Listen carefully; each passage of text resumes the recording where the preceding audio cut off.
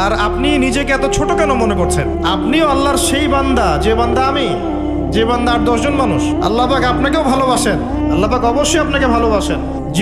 জীবনের দীর্ঘ সময় পর্যন্ত আপনি আল্লাহকে ডাকেন নাই, আল্লাহ আপনাকে ফেলে দেয় নাই। আল্লাহ আপনাকে খাওয়ান, এখনো পরান, বাঁচিয়ে রেখেছেন, আল্লাহ নিয়ামত দিয়েছেন। আল্লাহ আপনাকে ভালো না বাসলে এমনি করেন?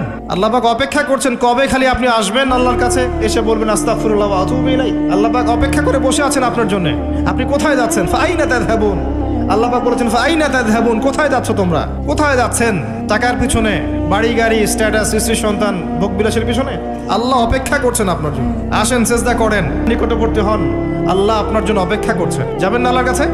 আল্লাহ পাক সবাইকে আল্লাহর কাছে ফিরে আসার তৌফিক দান করুন।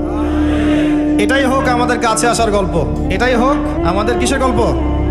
কাছে আসার গল্প। আমাদের জেনার গল্প দরকার নাই। ওদের কাছে জেনা হচ্ছে কাছে আসার গল্প, যার ব্যাপারে আল্লাহ বলেছেন লা তাকরাবু জিনা, ওর ধারের কাছেও যেও না, আর তারা ওইটাকে বলবে কাছে আসার গল্প। ইন্না লিল্লাহি ওয়া ইন্না ইলাইহি রাজিউন। আল্লাহ পাক আমাদের যুবক যুবতীদেরকে হেদায়েত দান করুন।